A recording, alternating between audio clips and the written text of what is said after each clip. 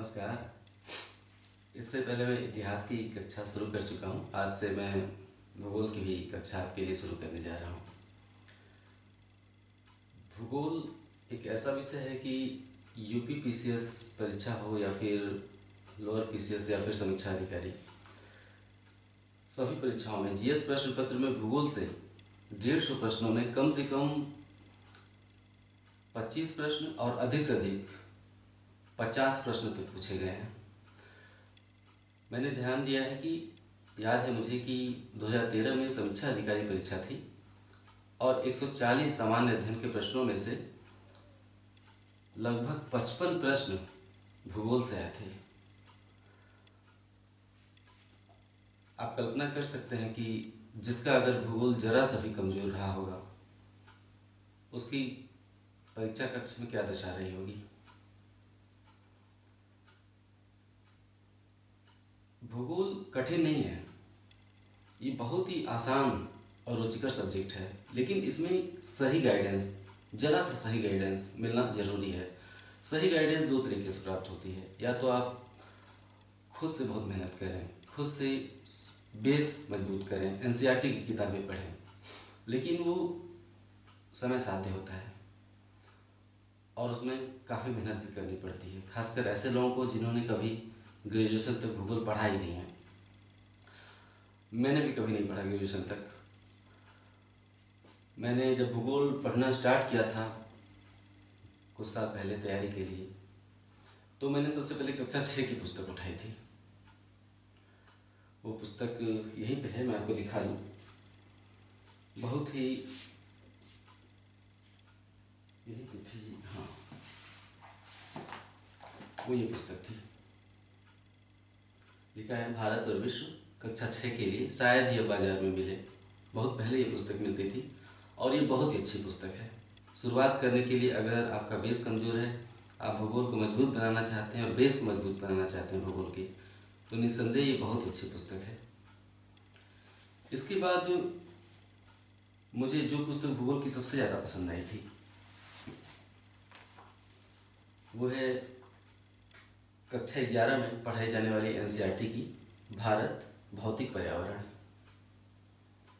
कक्षा 6 वाली पुस्तक पढ़ने के बाद अगर आपने इसे पढ़ के दोहरा दिया, तो मैं मानता हूँ कि हालांकि ये दोनों पुस्तकें भारतीय भूगोल पर ही ज़्यादा केंद्रित हैं और ये तो पूरी तरह से भारतीय भूगोल पर ही है।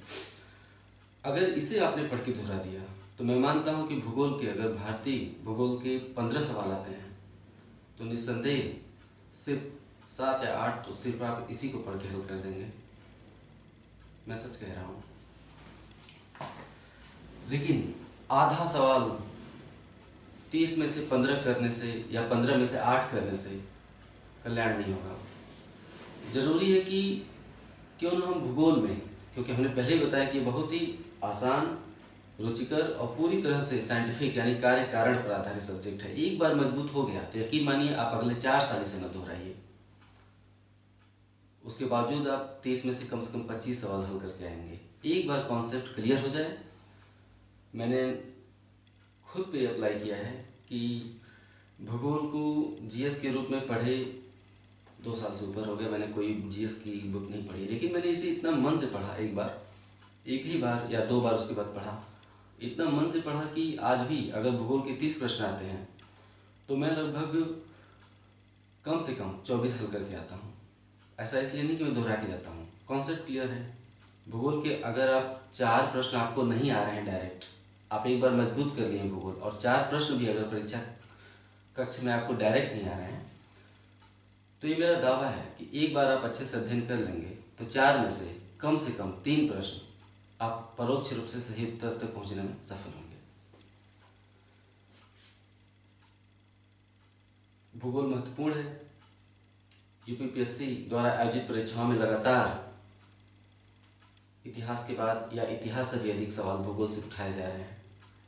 अगर आप भूगोल विषय को जीएस में अपना रीढ़ बना लेंगे, आधार बना लेंगे, तो यकीन मानिए जीएस प्रश्न पत्र कभी भी आपको दगा नहीं देगा। भूगोल में इतनी मजबूती है।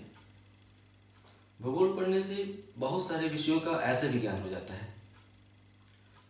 पहले तो धरती के प्रत्येक स्थानों के बारे में आपको जानकारी हो जाती है, पूरा का पूरा ग्लोब आपके दिमाग में उतर आता है किसी भी देश की, किसी भी समुद्र की, किसी भी सागर की, किसी भी पर्वत की बात हो रही हो, आप तुरंत उसे कैच कर लेते हैं कि ये किस स्थान की बात हो रही है।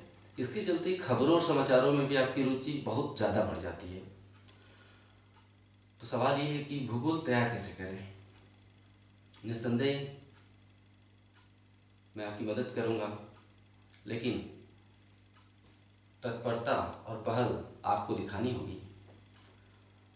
मैं सलाह दूंगा कि विश्व भूगोल के लिए आप महेश बर्णवाल या फिर खुल्लर की सामान्य अध्ययन वाली किताब खरीदिए। महेश बर्णवाल, विश्व भूगोल के लिए मैं बता रहा हूँ, महेश बर्णवाल या फिर खुल्लर की सामान्य अध्ययन वाली किताब। खुल्लर की किताब आमतौर पर मांगने पर दुकानदार एक मोटी सी 550 रुपये की बुक देते हैं, जो कि वैकल्पिक विषयों के लिए होती है। वो गाइड नुमा बुक है। कई बार मैंने देखा है कि लड़के गए खुल्लर की किताब खरीदने, फेसबुक मैसेज में, इनबॉक्स में पता चलता है कि गए खुल्लर की किताब खरीदने और मोटी वाली खरीद के लेके चले आए। तो खुल्लर की किताब मांगते समय सामान्य अध्ययन जरूर बोलिएगा कि हमें सामान्य अध्ययन के लिए चाहिए, मोटी वाली नहीं चाहिए। विश्व भूगोल के लिए आप ये दोनों या दोनों में से कोई भी एक पुस्तक पढ़ने पर्याप्त है, क्योंकि दोनों ही पुस्तक बहुत ही आसान भाषा में है। पढ़ना इसलिए है क्योंकि आप मेरे साथ साथ चलना चाहते हैं, तो जरा सा मेहनत आपको करना होगा। लेकिन ये मेरा दावा है कि अगर आप नहीं भी पढ़ेंगे तब भी आप अगर सिर्फ मेरा भी क्लास फॉलो करेंगे तो 30 में से 22 से 23 सवाल कहीं नहीं गए हैं। साथ साथ किताब ले चलेंगे तो आप 30 में से 27 से 28 सवाल भी हल कर सकते हैं। भारतीय भूगोल की बात करें तो एनसीईआरटी की दोनों पुस्तकें मैंने अभी बताई, कक्षा 6 वाली और कक्षा 11 वाली। कक्षा 6 वाली भारत और विश्व और कक्षा 11 वाली भारत भौतिक पर्यावरण। कक्षा 11 वाली मिल जाएगी, लेकिन कक्षा 6 वाली शायद मुश्किल से ही मिले, लेकिन अन्य भी किताबें कक्षा 6, 7, 8 की एनसीईआरटी की आप मार्केट में देखिएगा, मिल जाएगी। तो क्या सिर्फ किताबें पढ़ने से ही भूगोल तैयार हो जाएगा? बिल्कुल गलत। मैंने थोड़ी देर पहले बोला कि पूरा का पूरा ग्लोब आपके दिमाग में आ जाएगा। किताबें पढ़ने से ग्लोब दिमाग में नहीं आ सकता है। ग्लोब दिमाग में तब आएगा जब आप मानचित्र का अध्ययन करेंगे। मैं सलाह दूंगा कि आप ऑक्सफोर्ड स्टूडेंट एटलस है तो मेरे साथ साथ उसे देखिए। मैं जो चैप्टर पढ़ाऊँ आप उस चैप्टर को न सिर्फ मेरे लेक्चर सुनिए, नोट्स देखिए, मेरा किताब से देखिए, बल्कि Atlas students, Oxford student Atlas में भी उसे देखिए। जैसे मैं पर्वत पढ़ा रहा हूँ तो आप पर्वतों को देखिए। मैं यूरोप की पर्वत पढ़ा रहा हूँ तो यूरोप की पर्वतों को देखिए। मैं एशिया की पर्वत पढ़ा रहा हूँ तो एशिया के पर्वतों को देखिए। पर्वत, पठार, नदी, झील, मैदान, स्थानीय पवनें, बायोम, नेशनल पार्क, जो भी मैं पढ़ाता जाऊँ वो आप साथ साथ मानचित्र में देखते रहें। मानचित्र में देखकर पढ़ाई करने से लंबे समय तक के लिए याद होता है, और सिर्फ किताबों से पढ़ेंगे तो 6 महीने, साल भर बीतते बीतते आधी चीज़ें आपके दिमाग से गायब हो जाती हैं। तो मेरे साथ बने रहिए। जो किताबें मैंने बताया वो और ऑक्सफोर्ड स्टूडेंट एटलस। हालांकि मैं स्वयं भी मानचित्र का भरपूर उपयोग करने वाला हूँ यहाँ पर, और मेरे द्वारा बनाए गए मानचित्र उतने डायमेंशनल नहीं होंगे। किसी एक रंग से मैं बनाऊंगा और उसमें उतनी विविधता नहीं होगी। हालांकि लोकेशन का पता आप मेरे मानचित्र से लगा लेंगे, लेकिन अगर आप मानचित्र में रुचि पैदा करना चाहते हैं तो स्टूडेंट ऑक्सफोर्ड एटलस जरूर खरीदिए, है तो पढ़िए। मैं स्टार्टिंग विश्व भूगोल से करूँगा और उसके बाद भारतीय भूगोल पढ़ाऊँगा। आइए विश्व भूगोल में मैं क्या पढ़ाऊँगा उस पर चर्चा करते हैं। मैं सब कुछ नहीं पढ़ाऊँगा, मैं फिर भी 75% से 80% चीज़ें पढ़ाऊँगा जहाँ से कि सवाल बनते हैं। भूगोल बहुत ही व्यापक है। जीएस की किताबें भी आपके लिए यही ध्यान में रखकर तैयार की जाती हैं कि कहाँ से सवाल ज़्यादा आ रहे हैं। इसलिए मैंने स्वयं से जो सिलेबस तैयार किया है आपके लिए वो इस प्रकार है। ब्रह्मांड का अध्ययन करेंगे, जिसमें तारे होंगे और गैलेक्सियाँ होंगी। उसके बाद सौरमंडल, पृथ्वी की गतियों का अध्ययन करेंगे। पृथ्वी 2 तरह की गतियाँ हैं, आप जानते हैं। अपने अक्ष पर घूमती है, हम उसे घूर्णन कहते हैं, और सूर्य की चारों तरफ घूमती है तो हम उसे परिक्रमण कहते हैं। इसके बाद हम अक्षांश देशांतर अंतर्राष्ट्रीय तिथि रेखा और समय गणना का अध्ययन करेंगे। बताएंगे कि समय कैसे ज्ञात किया जाता है, क्यों एक देश से दूसरे देश में जाने पर समय बदल जाता है, क्यों लंदन का समय दिल्ली के समय से 5.5 घंटा पीछे है, यह बताएंगे। उसके बाद भौतिक भूगोल में हम पृथ्वी के भीतर की बनावट देखेंगे, ऊपर क्रस्ट, मेंटल और कोर। चट्टानें कौन कौन सी हैं पृथ्वी के गर्भ में, चट्टानों पर चर्चा होगी। उसके बाद पृथ्वी के अंदर जो भी हरकतें चलती हैं, भूकंप, ज्वालामुखी, पर्वत निर्माण, सब कुछ का अध्ययन या सब कुछ की वैज्ञानिक व्याख्या करने वाले एक सिद्धांत की चर्चा करेंगे जिसका नाम है प्लेट टेक्टोनिक थ्योरी। बहुत ही महत्वपूर्ण सिद्धांत है।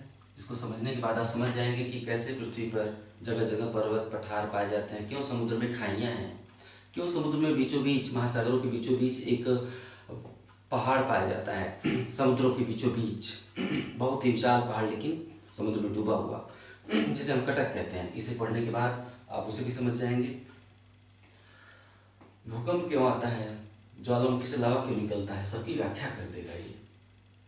व्याख्या हो जाने के बाद, प्लेटों को अच्छे से समझ जाने के बाद, इसके बाद की चीज़ें आप बहुत आसानी से समझने लगेंगे। उसके बाद हम पृथ्वी के कुछ अंदरूनी बलों पर चर्चा करेंगे जिनकी थोड़ी देर पहले मैंने बात की, भूकंप, सुनामी, ज्वालामुखी, प्रदर्शन। इसमें संकल्पना के साथ साथ तथ्य भी बताएंगे कि पृथ्वी पर कहाँ भूकंप आते हैं, कहाँ सुनामी आती है, कहाँ ज्वालामुखी आते हैं। इसके बाद हम बहिर्जात बल पर बात करेंगे, जिसमें पृथ्वी के अंदर कुछ शक्तियाँ हैं, पृथ्वी के बाहर भी शक्तियाँ हैं, जैसे अपक्षय अपरदन। कोई भी वस्तु स्थायी नहीं है, उसका क्षय होता है और वो बहा ली जाती है। क्षय होता है तो अपक्षय कहते हैं, जब नदी, जल, हवा द्वारा उड़ाया बहा लिया जाए तो उसे अपरदन कहते हैं। उसके बाद अपरदन के कारक हैं नदी, भूमिगत जल, सागरीय जल, वायु द्वारा निर्मित स्थलाकृतियाँ।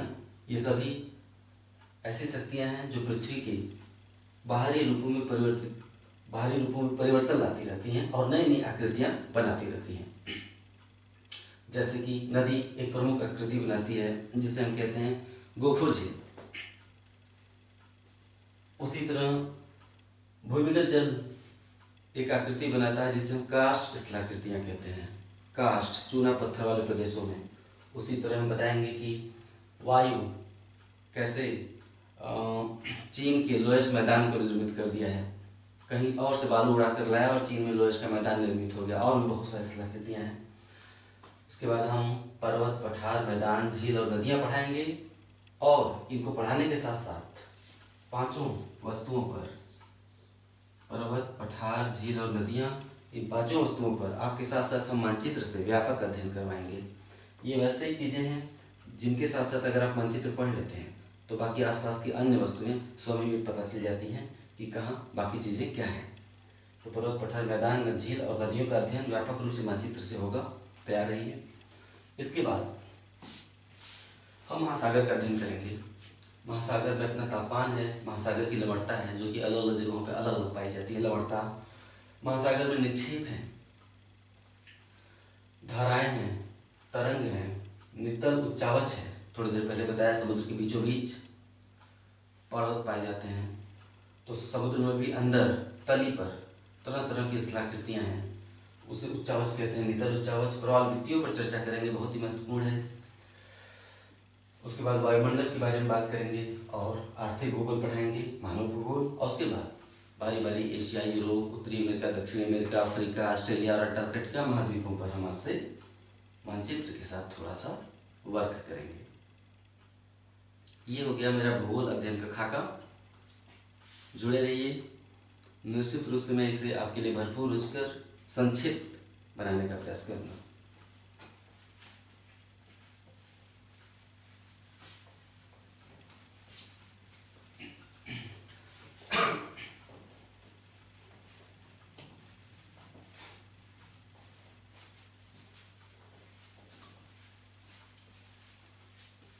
आपने इसे नोट डाउन कर लिया होगा। आप, मैं जो भी बोलूँगा और लिखूँगा लिखूंगा आपका ध्यान आकर्षित करने के लिए, बोलूँगा आपको समझाने के लिए, लेकिन आप प्रयास करिएगा कि मेरी लिखी हुई चीज़ों से ज़्यादा सुनिएगा और भरसक प्रयास करिएगा कि उससे एक अच्छा नोट्स तैयार कर लें। मानचित्र से अध्ययन करते हुए, मेरे को सुनते हुए एक अच्छा नोट्स तैयार कर लें तो बहुत ही आपको फ़ायदा होगा।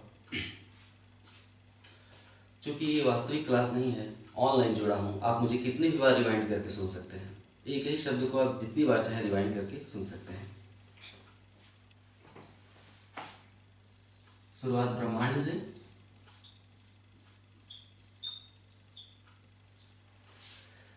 कर रहा हूँ। ब्रह्मांड की उत्पत्ति कैसे हुई? ब्रह्मांड की उत्पत्ति के बारे में दो तीन खगोलविदों ने अपनी अपनी राय दी है और सिद्धांत दिए हैं, जिनमें से 2 या 3 प्रमुख हैं। एक है ऑटो श्मिड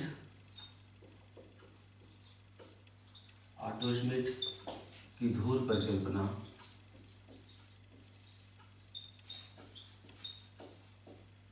दूसरा है लाप्लास का निहारिका परिकल्पना,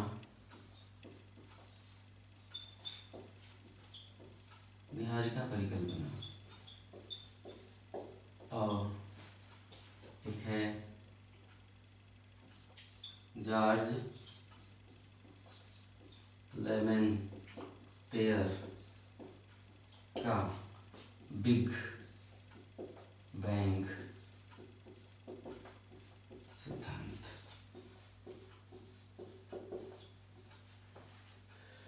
ब्रह्मांड की उत्पत्ति के बारे में और भी सिद्धांत दिए गए हैं जो कि इतने महत्वपूर्ण नहीं है। जितने भी सिद्धांत दिए गए हैं उनमें सबसे महत्वपूर्ण जॉर्ज लेमेंटेयर का बिग बैंग सिद्धांत है, बिग बैंग थ्योरी है, अर्थात महाविस्फोट सिद्धांत। जॉर्ज लेमेंटेयर बेल्जियम के थे। जॉर्ज लेमेंटेयर की बिग बैंग थ्योरी के अनुसार लगभग 15 अरब वर्ष पहले, 15 अरब वर्ष पहले ब्रह्मांड ऐसा नहीं था, तारे नहीं थे, गैलेक्सियां नहीं थी।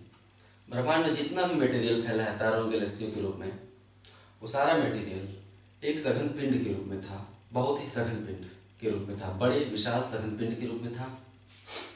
उसमें एक महाविस्फोट हुआ उस पिंड में। सारा ब्रह्मांडीय पदार्थ एक सघन पिंड के रूप में था। उस ब्रह्मांडीय पदार्थ में एक महाविस्फोट हुआ और ब्रह्मांडीय पदार्थ दूर दूर छिटक गया, जिसे हम आज गैलेक्सियों के रूप में देखते हैं। गैलेक्सी अरबों तारों का समूह, यानी एक गैलेक्सी में अरबों तारे, उसे हम गैलेक्सी कहते हैं। और वही ब्रह्मांडीय पिंड जब महाविस्फोट के बाद फैला तो तमाम गैलेक्सियों के रूप में ब्रह्मांड में इधर उधर फैल गया। जो गैलेक्सियां हैं वो स्थिर नहीं हैं। सभी गैलेक्सियां महाविस्फोट के बाद से आज तक लगातार एक दूसरे से दूर जा रही हैं।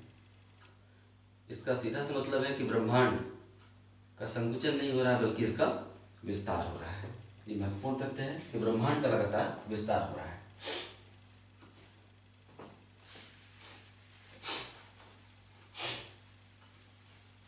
आइए गैलेक्सी,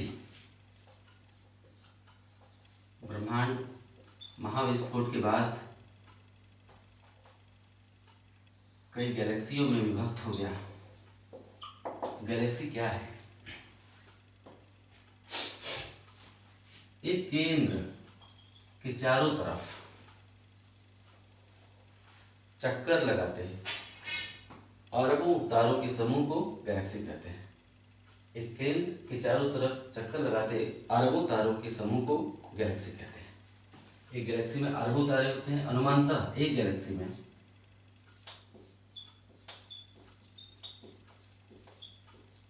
100 अरब तारे होते हैं और अनुमानतः कुल 100 अरब गैलेक्सियां हैं। यानी गणना करना मुश्किल है कि ब्रह्मांड में कितने तारे हैं। एक गैलेक्सी में 100 अरब तारे और 100 अरब गैलेक्सियां हैं। ब्रह्मांड की विशालता का अनुमान लगाना, विशालता का नहीं, उसके 1,00,000वें भाग का भी अनुमान लगाना अभी संभव नहीं हो पाया है। ये बहुत ही विशाल है। गैलेक्सी के केंद्र को बल्ज कहते हैं। गैलेक्सी का जो केंद्र होता है उसे हम बल्ज कहते हैं। बल्ज में तारों का घनत्व अपेक्षाकृत काफी ज्यादा होता है। आसपास होते हैं, नजदीक होते हैं तारे, सघन होते हैं। केंद्र से बाहर की ओर जाने पर तारों के बीच की दूरी बढ़ती चली जाती है, यानी कि बीच भाग में आकर्षण शक्ति अधिक होती है तारों के मध्य, इसलिए वे नजदीक नजदीक रहते हैं बल्ज में।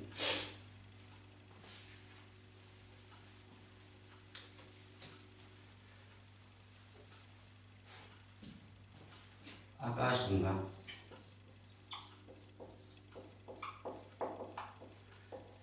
ब्रह्मांड के 100 अरब गैलेक्सियों में से एक गैलेक्सी है आकाशगंगा।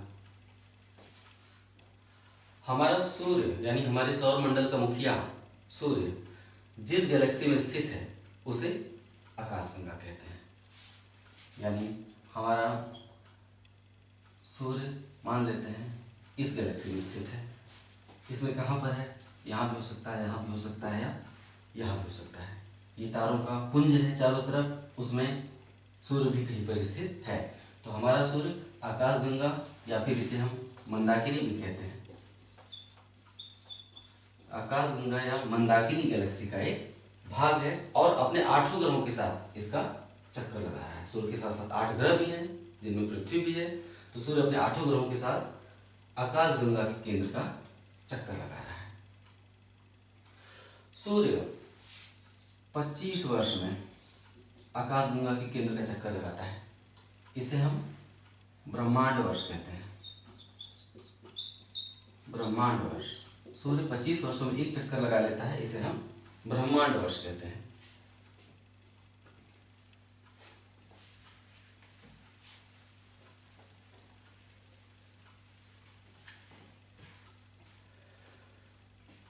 कभी आपने ऐसी रात जिसमें चंद्रमा नहीं हो, अंधेरी रात में आसमान की ओर नोटिस किया होगा तो सफेद रंग की धुंधली सी एक चादर की पट्टी दिखाई देती है, चौड़ी सी आसमान में।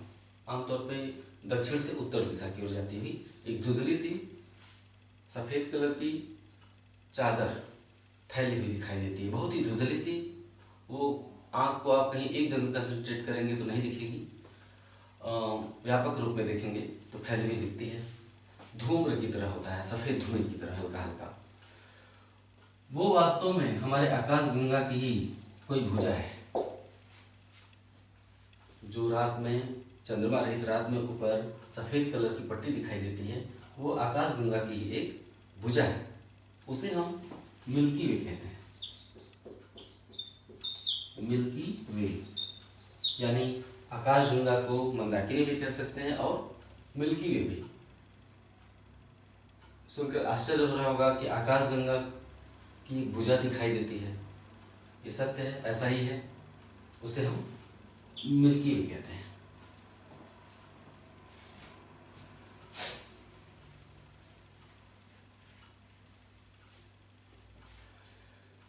सूर्य के सबसे नजदीक स्थित गैलेक्सी का नाम एंड्रोमेडा है।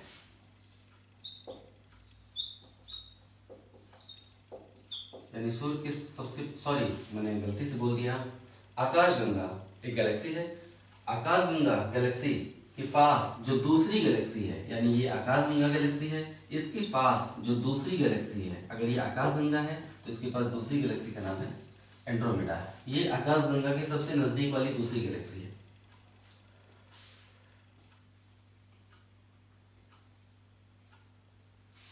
ओरियन नेबुला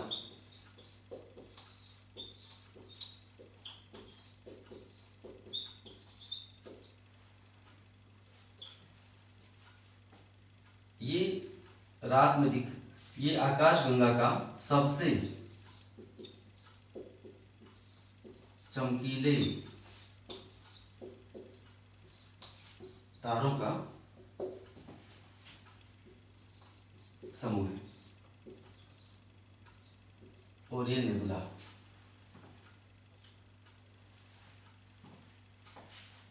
यानी आकाशगंगा है, उसमें सबसे चमकीले तारों का समूह है कहीं पे। एक तारा का नाम नहीं ओरियन नेबुला, ये कई तारों का समूह है। सबसे चमकीले तारों का समूह है, उसे हम ओरियन नेबुला कहते हैं।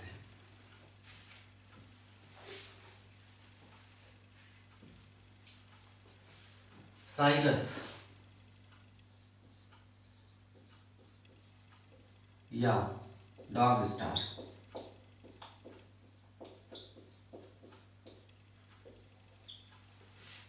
यह सूर्य के बाद, सूर्य एक तारा है, बाद में चर्चा होगी, उसके बारे में और बातें होंगी। फिलहाल बताएं कि सूर्य के बाद सबसे चमकीला तारा जो हमें दिखाई देता है वो है साइरस या डॉग स्टार। सूर्य की उपस्थिति में दिन में कुछ भी नहीं देखा जा सकता। स्वाभाविक सी बात है कि रात में सूर्य की अनुपस्थिति में जो सबसे चमकीला तारा हमें दिखाई देता है उसका नाम है साइरस या डॉग स्टार।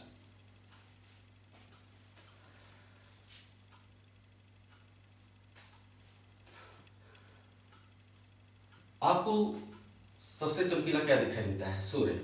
उसके बाद दिन और रात सबसे चमकीला क्या दिखाई देता है? चंद्रमा। मैं तारों की बात नहीं कर रहा हूं। कोई भी पिंड, सबसे चमकीला पिंड सूर्य, उसके बाद दूसरा सबसे चमकीला पिंड रात में दिखाई देता है चंद्रमा। तीसरा सबसे चमकीला पिंड क्या है? सूर्य सबसे चमकीला पिंड, दूसरा सबसे चमकीला पिंड चंद्रमा, तीसरा सबसे चमकीला पिंड क्या है? शुक्र है।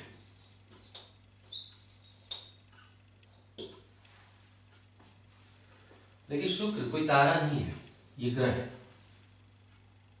ग्रहों के पास अपना ऊष्मा और प्रकाश नहीं होता। शुक्र एक, यानी रात में चंद्रमा के बाद दूसरा सबसे चमकीला पिंड कौन सा हमें दिखाई देता है? शुक्र। लेकिन अगर सवाल पूछा जाए कि रात में सबसे चमकीला तारा कौन सा है, तो साइरस या डॉग स्टार। और चंद्रमा के बाद दूसरा सबसे चमकीला पिंड कौन सा है? शुक्र है। आप प्रत्येक दिन सुबह भोर में या शाम को हल्का सा अंधेरा होने के बाद भोर में पूर्व दिशा में और शाम को अंधेरा होने के बाद पश्चिम दिशा में एक बल्ब की तरह तारे को देखेंगे। तारा नहीं है वो, बल्ब की तरह ज़्यादा जलता है, उसमें प्रकाश ज़्यादा होता है, अन्य तारों से बड़ा दिखता है। वो तारा नहीं होता है, वास्तव में वो शुक्र ग्रह ही हमें दिखाई देता है धरती से। भोर में पूर्व दिशा में और शाम को पश्चिम दिशा में दिखाई देता है।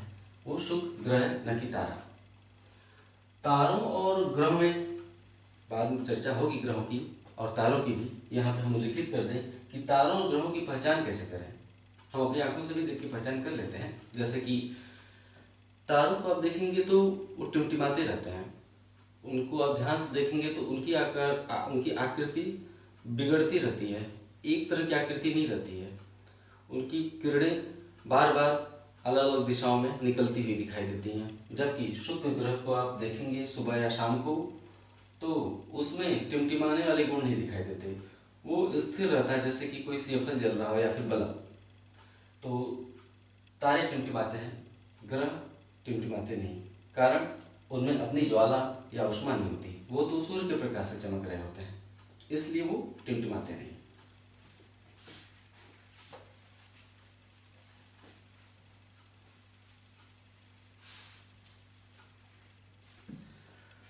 सूर्य का सबसे नजदीकी तारा कौन सा है?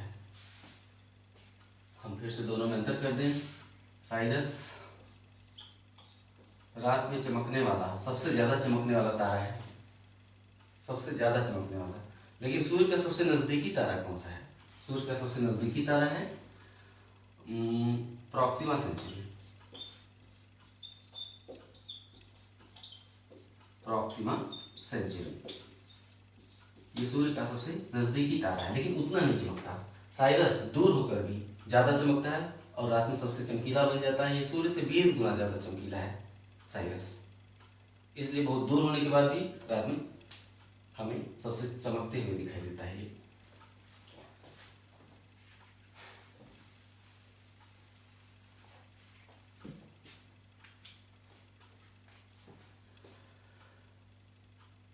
ब्रह्मांड में पदार्थ यानी तारे या गैलेक्सियां, उनके बीच की जो दूरी है उसे हम किलोमीटर या मीटर में नापेंगे तो गणना करना असंभव हो जाएगा क्योंकि कितना किलोमीटर है, क्योंकि तारों के बीच की दूरी बहुत ज़्यादा होती है।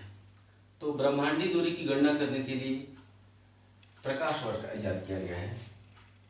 प्रकाश वर्ष ब्रह्मांडीय दूरी नापने का मापक है। एक प्रकाश वर्ष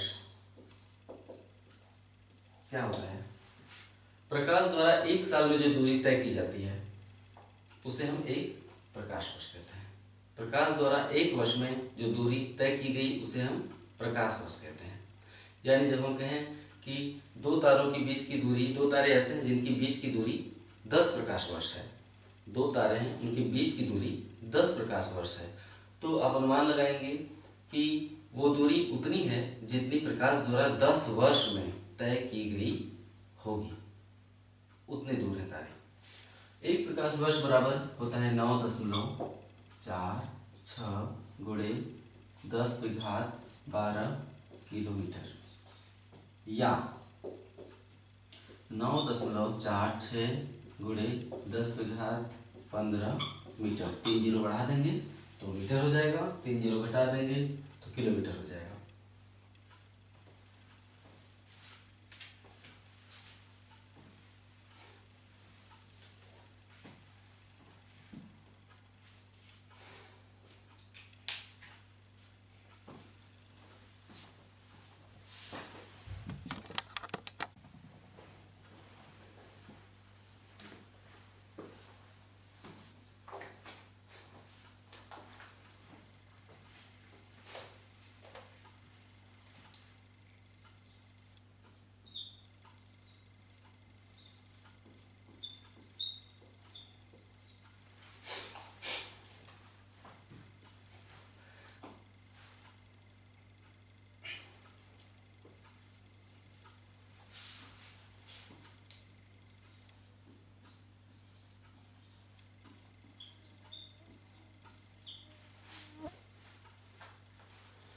सबसे पहले गैलीलियो ने 1609 ईस्वी में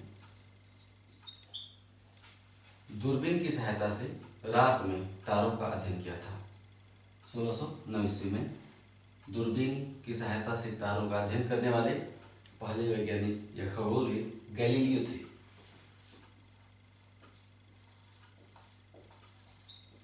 गैलीलियो ने दूरबीन की सहायता से ऐसे कई तारों की पहचान की जिन्हें नंगी आंखों से नहीं देखा जा सकता था।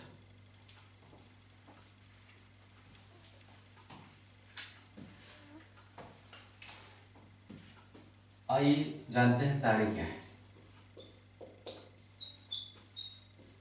तारे क्या हैं?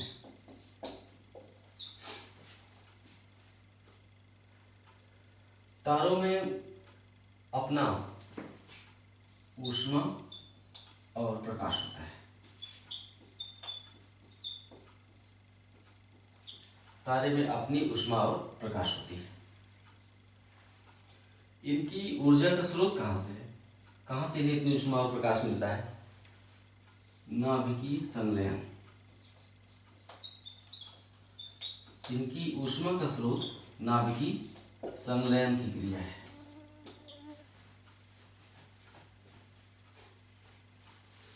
नाभिकीय संलयन क्या होता है? जब तारों में अपार मात्रा में हाइड्रोजन होता है, तारों की ऊष्मा का या स्रोत, या हम कहें कि तारों का ईंधन हाइड्रोजन होता है। अगर आपसे पूछा जाए तारों का ईंधन क्या होता है, तो तारों का ईंधन हाइड्रोजन होता है। ये ईंधन काम कैसे करता है? ये ईंधन ऐसे काम करता है कि जब हाइड्रोजन के 4 नाभिक या 4 हाइड्रोजन के नाभिक 1 2 3 4 हाइड्रोजन के नाभिक परस्पर संलयित अर्थात जुड़कर हीलियम के एक नाभिक का निर्माण करें, तो इस क्रिया को हम नाभिकीय यानी 4 हाइड्रोजन के नाभिक मिलकर संलयित होकर एक हीलियम के नाभिक का निर्माण कर रहे हैं। इसे हम नाभिकीय संलयन कहते हैं। इस क्रिया में अपार ऊर्जा मुक्त होती है, अपार ऊर्जा मुक्त होती है और नाभिकीय संलयन से उत्पन्न यही ऊर्जा तारों की ऊष्मा और प्रकाश का स्रोत है।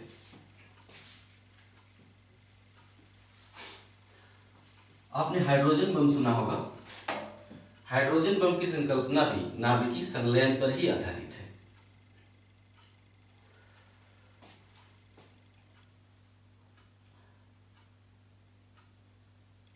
तारों की ऊष्मा का स्रोत आपने पढ़ा।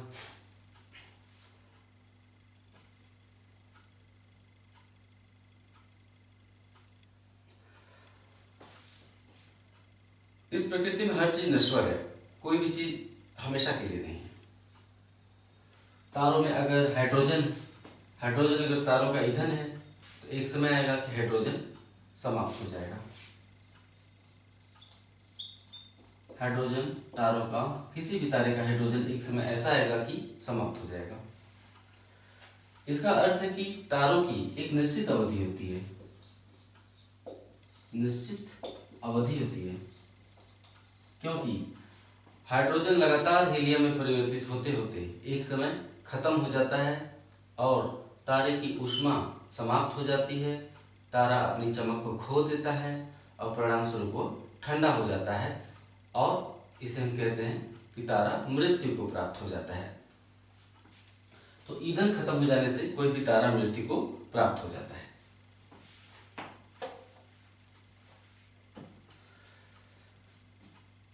कोई भी तारा जितना बड़ा होगा उसकी जीवन अवधि उतनी ही छोटी होगी। दूसरे शब्दों में तारों के आकार और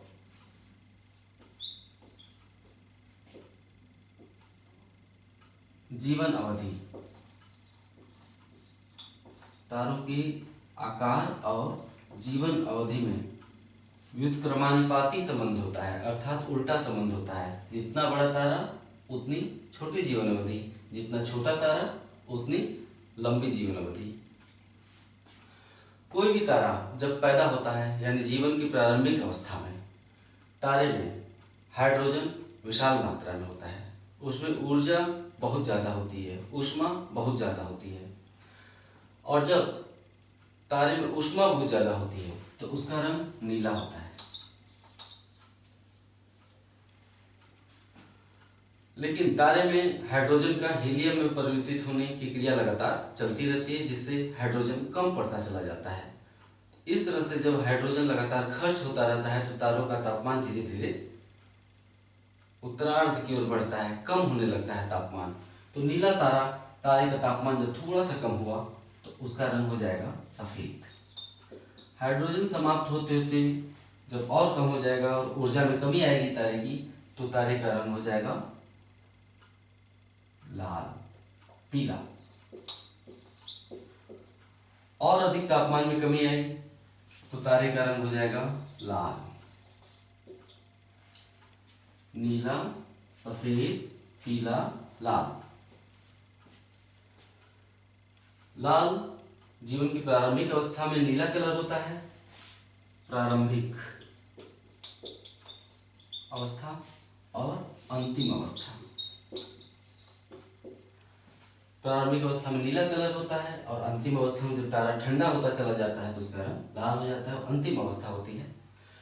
आप अक्सर सुनते होंगे कि नीला तारा ज़्यादा गर्म होता है या फिर लाल तारा या सफ़ेद तारा। ये तारे अलग अलग नहीं होते, एक ही तारे की विकास की क्रमिक अवस्थाएं हैं। एक ही तारा पहले नीला होगा, फिर सफ़ेद होगा, फिर पीला होगा। लेकिन चूंकि सभी तारे अलग अलग अवधि पे समाप्त होते हैं, अलग अलग सबकी ऊर्जा होती है, इसलिए एक ही समय में कोई तारा नीला दिखता है और कोई लाल दिखता है। नीला और लाल रंग से उस तारे का जो रंग होता है वो उसकी ऊष्मा का परिचायक होता है। ये सवाल बहुत से परीक्षाओं में पूछा जा चुका है, आप स्वयं जानते हैं कि तारे का जो रंग होता है वो ऊष्मा का परिचायक होता है। अभी मैंने वही बात की आपसे। और जैसे कि आपने एलपीजी की नीली आंचें देखी होगी। नीली आंच जो होती है जल्दी खाना पका देती है, और जो लकड़ी की आंच होती है ग्रामीण क्षेत्रों में जो जलती है चूल्हे में, उससे खाना धीरे धीरे देर तक पकता है, स्वादिष्ट पकता है। एलपीजी पर खाने के जलने का चांस ज़्यादा होता है क्योंकि नीले कलर की आंच होती है। तो रंग हमेशा तारे या आग की ऊष्मा को निर्धारित करता है। नीले रंग की आग ज़्यादा ऊष्मा। वही बात तारों पर भी लागू होगा। ध्यान दिया होगा आपने कि किसी भी लाओ, जैसे मोमबत्ती जल रही हो या कोई दिया, उसके सबसे भीतरी भाग में झांकेंगे तो आपको कौन सा रंग दिखाई देगा। ये भी प्रश्न पूछा ही गया होगा। किसी भी लौ के भीतरी भाग में आप झांकेंगे तो आपको नीला रंग दिखाई देगा, उसके बाहर पीला हो जाता है और सबसे बाहर लाल हो जाता है। ऊपरी जो लौ उठती है वो लाल कलर की होती है, यानी सबसे भीतरी भाग किसी लौ की सबसे गर्म होती है क्योंकि वो नीले कलर की होती है। लाल तारा, जब तारे की ऊष्मा का क्षय होते होते वो ठंडा होने लगता है तो उसका कलर लाल हो जाता है। लाल तारे को हम रेड जायंट कहते हैं। रेड जायंट, लाल तारा रेड जायंट होता है। रेड जायंट का बाहरी सतह, अगर ये लाल तारा है तो इसका बाहरी सतह निरंतर फैलता रहता है।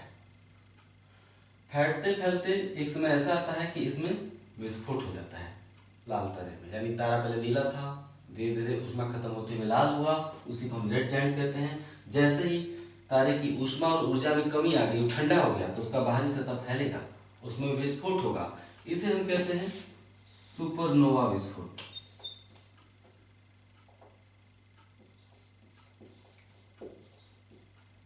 सुपरनोवा विस्फोट।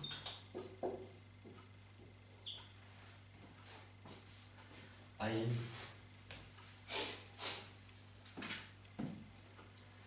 व्हाइट डार्क, से कमी आ रही है। व्हाइट ड्वार्फ,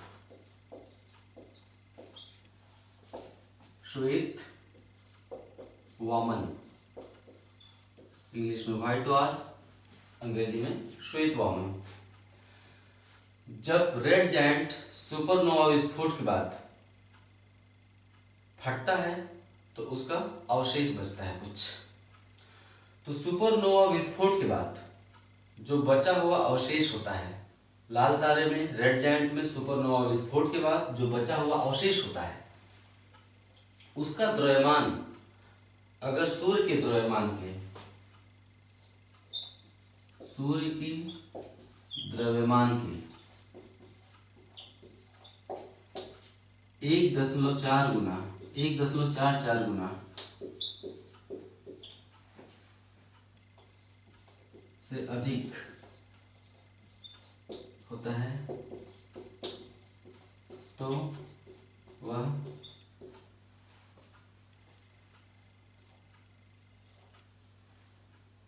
व्हाइट ड्वार्फ बन जाता है।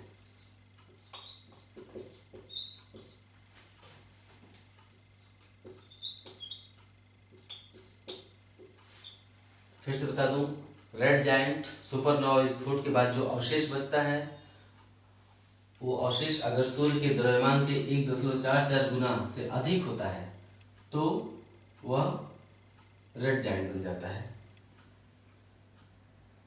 और बोलिए।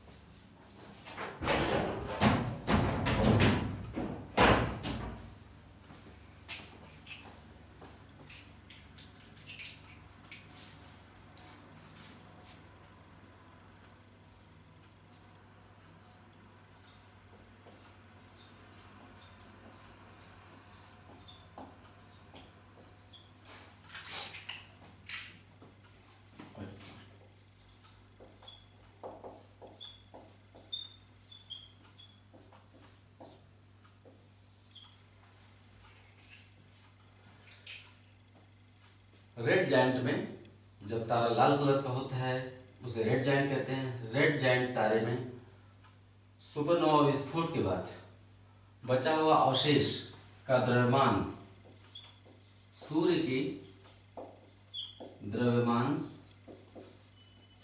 के 1.44 गुने से कम होता है। 1.44 गुने द्रव्यमान की सीमा से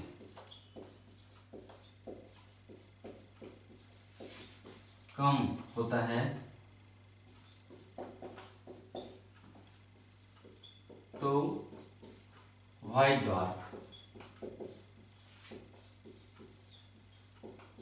ड्वार्फ तारे का निर्माण होता है।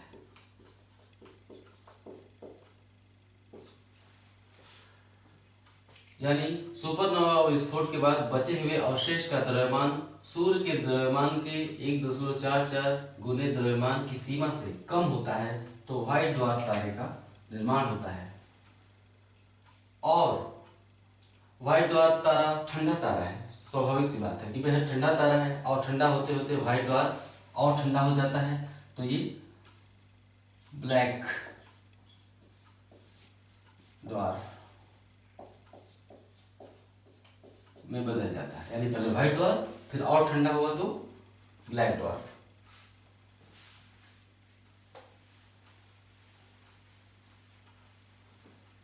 अब यदि सुपरनोवा विस्फोट के बाद बचे हुए अवशेष का द्रव्यमान सौरिक द्रव्यमान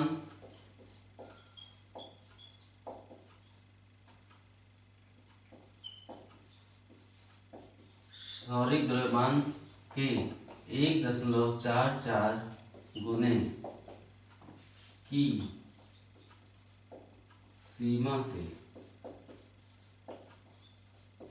अधिक होने पर वह न्यूट्रॉन तारा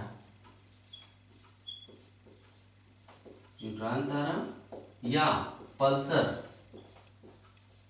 तारा बन जाता है।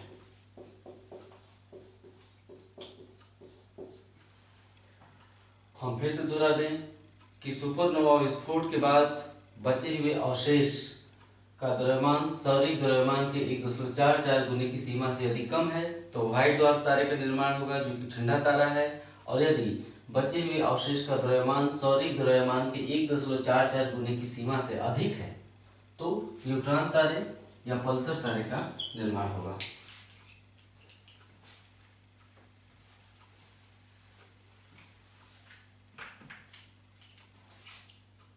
न्यूट्रॉन तारा इसे पल्सर तारा भी कहते हैं, थोड़ी देर पहले बताया। न्यूट्रॉन तारे की एक विशेषता होती है और बहुत ही जबरदस्त विशेषता होती है कि ये लगातार सिकुड़ता चला जाता है। थोड़ी देर पहले मैंने बताया था कि रेड जायंट जहां ठंडा होने के बाद फैलता है वहीं न्यूट्रॉन तारा सिकुड़ता चला जाता है। शायद सूर्य का जो 1.44 द्रव्यमान की सीमा से अधिक होने पर ये इसमें ये गुण आता है। तो ये लगातार सिकुड़ता चला जाता है, इतना ज्यादा सिकुड़ता है कि धीरे धीरे तारे का पूरा द्रव्यमान और पूरा घनत्व एक बिंदु पर इकट्ठा हो जाता है। यानी विशाल तारे का पूरा द्रव्यमान और घनत्व सिकुड़ते सिकुड़ते एक बिंदु पर आकर ठहर जाता है। जब वस्तु सिकुड़ती है तो उसका घनत्व और अधिक बढ़ता है। कोई भी वस्तु, परिणाम ये होता है कि न्यूट्रॉन तारे का घनत्व असीमित हो जाता है। असीमित घनत्व। कोई भी वस्तु जितनी सिकुड़ेगी उतनी ही घनत्व उसमें बढ़ेगी और जितना ही घनत्व बढ़ेगा उसकी गुरुत्वाकर्षण शक्ति भी उतनी ही बढ़ती चली जाती है। परिणाम ये होता है कि न्यूट्रॉन तारा असीमित घनत्व वाला हो जाता है और वह इसमें इतनी गुरुत्वाकर्षण शक्ति पैदा हो जाती है कि वो अपने पूरे के पूरे द्रव्यमान को अपने अंदर समेट लेता है। सिकुड़ते सिकुड़ते घनत्व अधिक होता है, गुरुत्वाकर्षण शक्ति बढ़ती, इतनी गुरुत्वाकर्षण शक्ति बढ़ती है कि अपना पूरा का पूरा द्रव्यमान अपने अंदर समेट लेता है। गुरुत्वाकर्षण शक्ति इतनी अधिक होती है कि प्रकाश का भी पलायन यहाँ से नहीं हो पाता, यानी ये प्रकाश को भी अपने में खींच लेता है। और जिस वस्तु से प्रकाश नहीं निकलती, प्रकाश का पलायन नहीं होता, वह वस्तु किस रंग की नजर आती है? आप जानते हैं, काला। यानी ब्लैक छिद्र को देखा नहीं जा सकता। क्यों? क्योंकि वहां से प्रकाश का निकलना संभव ही नहीं हो पाता है, इसलिए ब्लैक छिद्र को नहीं देखा जा सकता। कारण गुरुत्वाकर्षण बहुत अधिक।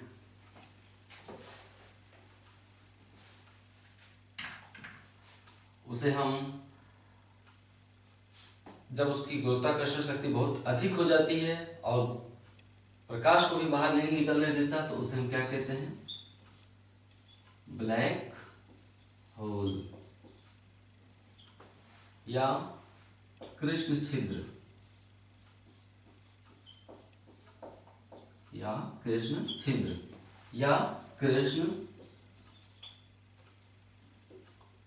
विवर, कृष्ण छिद्र या कृष्ण विवर कहते हैं।